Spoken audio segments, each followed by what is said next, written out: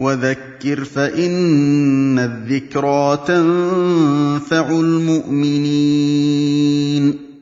وما خلقت الجن والإنس إلا ليعبدون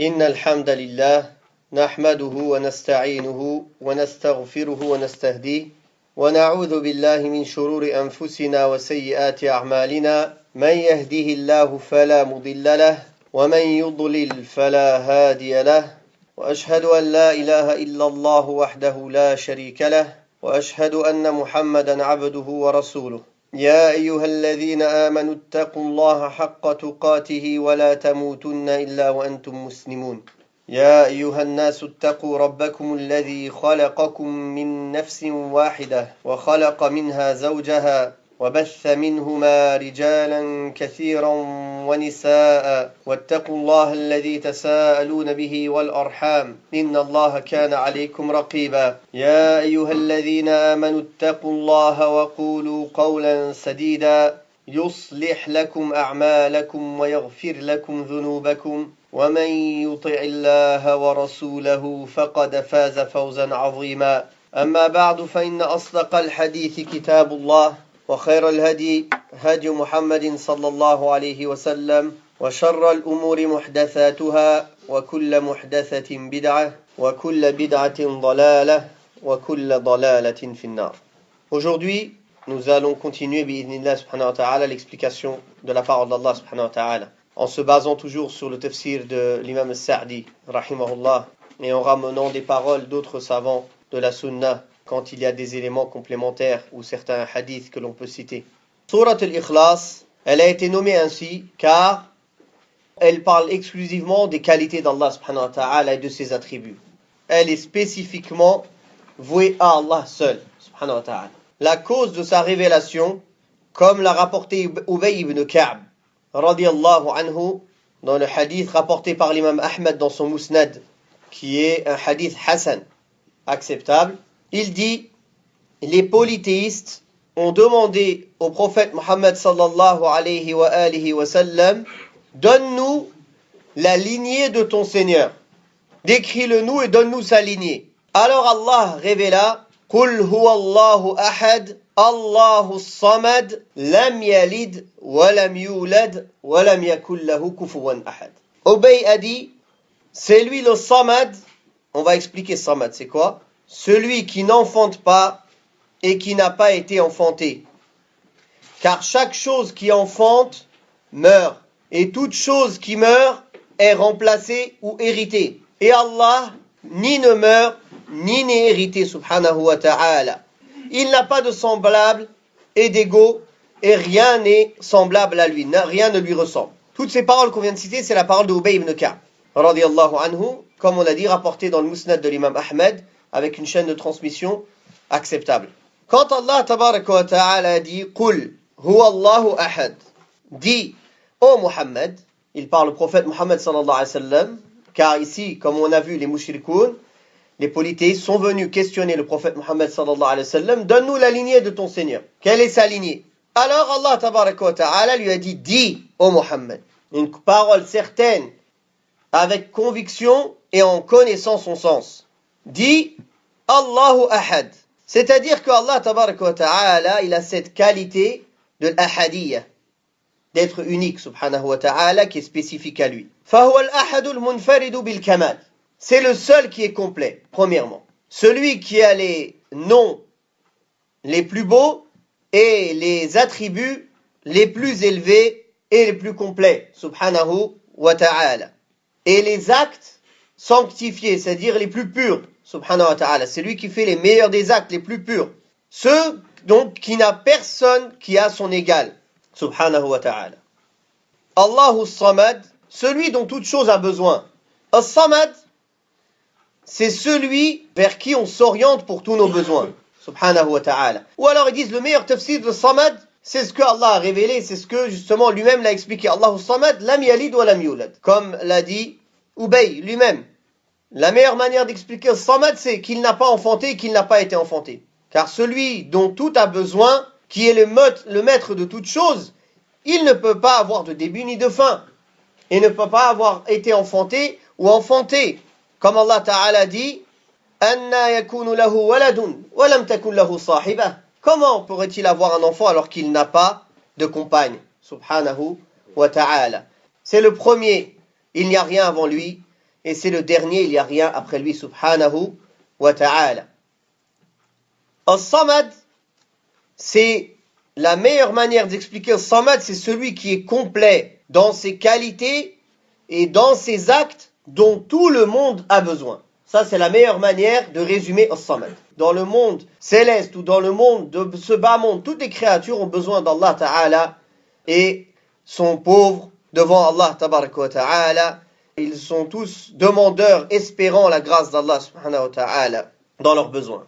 Et c'est lui qui a la science complète, Subhanahu wa Ta'ala, le savant qui a la science complète, l'indulgent qui est complet dans son indulgence, et le miséricordieux qui est complet dans sa miséricorde, dont sa miséricorde a englobé toutes choses, Subhanahu wa Ta'ala. Et comme ceci, toutes ses qualités et ses attributs et ses noms sont d'une manière complète et parfaite, Subhanahu wa Ta'ala. Donc, As-Samad, en résumé, c'est celui qui est l'unique, qui est complet dans ses qualités et dans ses attributs, dont toute créature a besoin. Et lui, il se passe de tout le monde, subhanahu wa ta'ala. C'est ça, As-Samad. Lam yalid wa lam yulad. Ici, alhamdulillah, dans ce verset, Allah ta'ala nie le fait qu'il est enfanté ou qu'il a été enfanté. Dans d'autres versets, il dit qu'il n'a pas pris d'enfant. C'est-à-dire qu'il n'a pas pris pour lui d'enfant. Il a utilisé lam yattakhid waladan.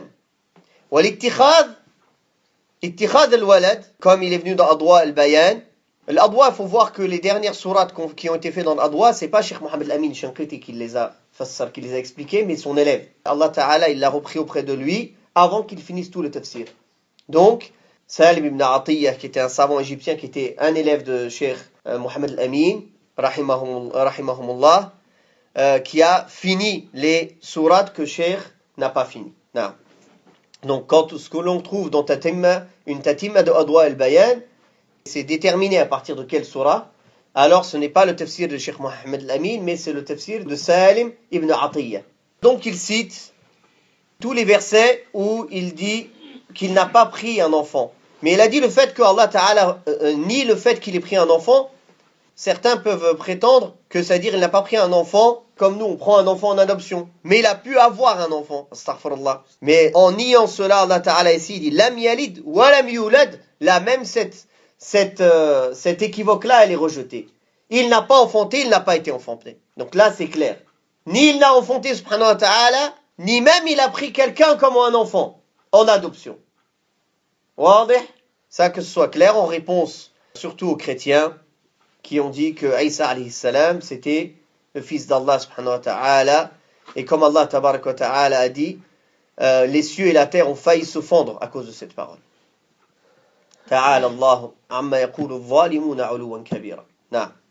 Donc lam yalid wa lam yulad, comme l'a expliqué Ubay dans le hadith qu'on a vu auparavant dans la cause de la révélation de ce verset, il a dit car celui qui enfante et qui est enfanté, il meurt et il hérite. Il meurt et il hérite. Donc celui qui meurt, il hérite. Est-ce qu'il peut répondre aux besoins de chacun? Est-ce que tous les besoins de toutes les créatures, elles peuvent revenir à lui? Non. C'est pour ça qu'il a expliqué As-Samad par cela. وَلَمْ يَكُنْ لَهُ كُفُوًا أَحَدٌ.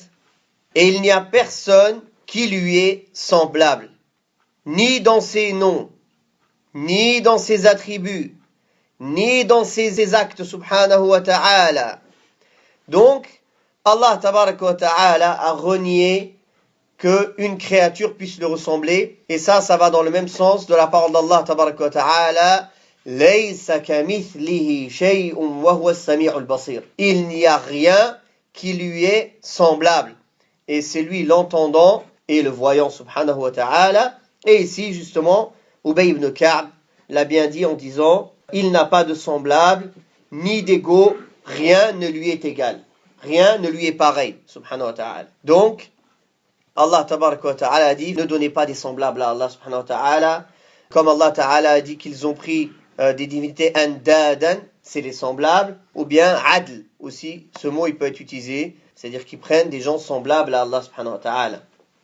Donc Allah tabaraka wa ta'ala a nié le fait qu'une de ses créatures puisse lui ressembler ou être semblable à lui subhanahu wa ta'ala. Surat al-Ikhlas, comme il est venu dans le hadith sahih, elle équivaut au tiers du Coran dans sa valeur. Celui qui lit 3 fois Surat al-Ikhlas, il a la valeur comme s'il avait lu tout le Coran en entier, mais ça ne prend pas la place d'avoir lu tout le Coran.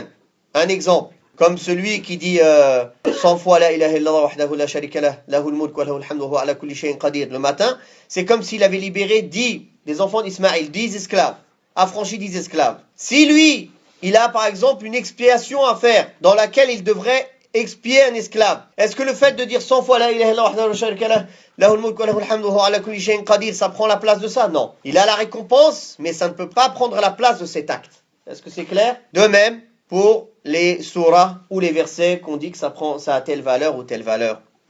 Certains savants ont dit pourquoi l'ikhlas équivaut au tiers du Coran, car le Coran il est partagé en 3 tiers. Un tiers où ça parle d'Allah, de ses attributs, de ses qualités. Un tiers où ça parle des histoires des prophètes et des peuples passés. Et un tiers qui parle des règles et de la jurisprudence. Donc, pourquoi l'ikhlas c'est un tiers du Coran? Car elle parle que d'Allah subhanahu wa ta'ala. Ça équivaut à un tiers de ce pourquoi le Coran a été révélé, c'est-à-dire faire connaître aux gens Allah Ta'ala, leur créateur, subhanahu wa ta'ala. وَقُلْ رَبِّ زِدْنِي عِلْمًا